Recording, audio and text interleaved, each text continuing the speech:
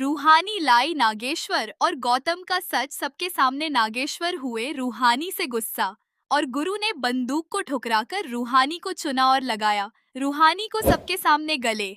जी हाँ दोस्तों, जब नागेश्वर जी गौतम को बोल देते हैं कि तुम रूहानी और बंदूक में से किसी एक को चुना, तो गुरु को समझ नहीं आता कि अब क्या किया जाए। तभी गुरु बिना देर किए रूहानी की तरफ इसरा कर देता है। अब नागेश्वर चौधरी को पूरा भरोसा हो गया था कि गौतम सिंह को रास्ते से हटाने के बाद उसके सारे राज हमेशा के लिए दफन हो जाएंगे और अब कोई भी इंसान उसके खिलाफ कोई सबूत नहीं ढूंढ पाएगा।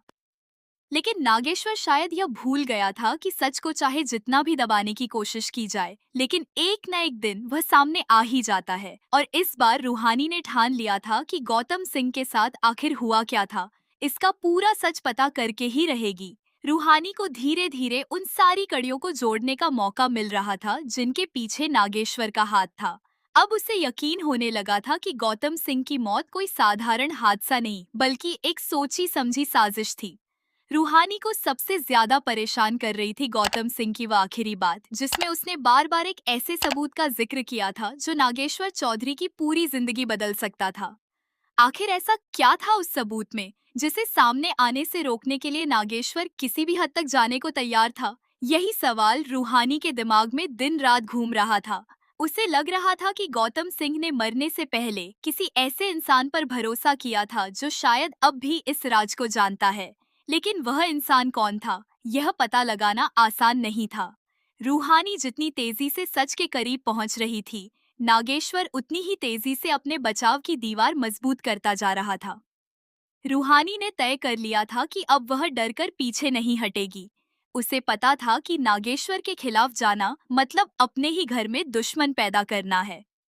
वह यह भी जानती थी कि नागेश्वर सिर्फ धमकियां देने वाला इंसान नहीं है।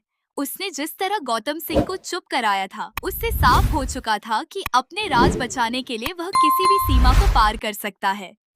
लेकिन इस बार बात सिर्फ गौतम सिंह की नहीं थी। अब रूहानी के पास अपने पति गुरु को सच बताने की जिम्मेदारी भी थी, क्योंकि जब तक गुरु अपने पिता की असली सच्चाई नहीं समझेगा, तब तक नागेश्वर का प्रभाव उसके जीवन से खत्म नहीं होगा। उधर नागेश्वर को भी महसूस हो चुका था कि हालात उसके हाथ से निकलते जा रहे हैं। उसने कई बार रूहानी को डराने की कोशिश की, कभी उसे परिवार तोड़ने वाली बताकर तो कभी गुरु को उसके खिलाफ भड़काकर। लेकिन इस बार रूहानी के कदम नहीं रुके।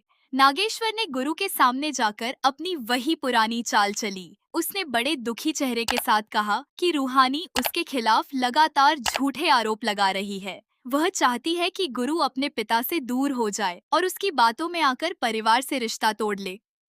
नागेश्वर ने गुरु से कहा, तुम्हें शायद पता नहीं है कि रूहानी तुम्हारे दिमाग के साथ खेल रही है। आज वह मेरे ऊपर आरोप लगा रही है, कल वह तुम्हें अपने ही परिवार के खिलाफ खड़ा कर देगी। मैं तुम्हारा पिता हूँ गुरु, मैंने तुम्हारे लिए पूरी जिंदगी मेहनत की है। क्या अब तुम अपनी पत्नी की दो बातों के लिए अपने पिता पर शक करोगे? गुरु ने उस वक्त कोई जवाब नहीं दिया और यही बात नागेश्वर को सबसे ज्यादा गलत समझ में आई। उसे लगा कि गुरु शायद उसकी बात मान चुका है, लेकिन गुरु के भीतर उस वक्त बहुत कुछ टूट रहा था। वह अपने पिता की बातें सुन जरूर रहा था, मगर इस बार वह शब्दों से ज्यादा चेहरे को पढ़ रहा था। नागेश्वर की आंखों में उसे वह भरोसा नहीं दिख रहा था जो एक निर्दोष इंसान की आंखों में होना चाहिए। बार बार अपनी सफाई देना, हर सवाल का जवाब देने से पहले रूहानी को गलत साबित करना और हर बात को परिवार बचाने के नाम पर दबाने की कोशिश करना गुरु के मन में शक और गहरा कर रही थी। गुरु को पहली बार एहसास हुआ कि शायद इतने सालों से वह अपने पिता को जितना समझता आया है, उसके पीछे एक और चेहरा छिपा हुआ है। गुरु के मन में बचपन की कई बातें घूमने लगीं।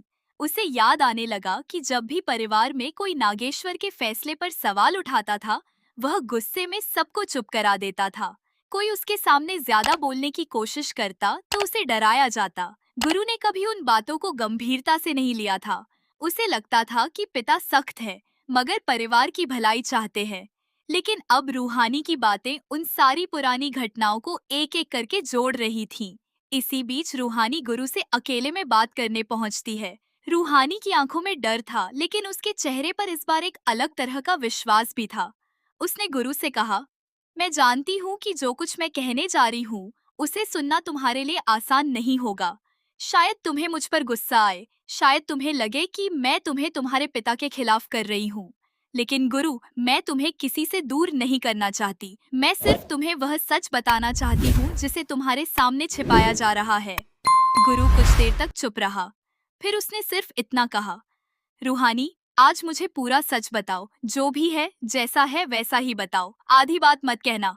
रूहानी की आंखों में आंसू आ गए। उसे शायद इसी पल का इंतजार था। रूहानी ने गुरु को गौतम सिंह की पूरी कहानी बतानी शुरू की। उसने बताया कि गौतम सिंह ने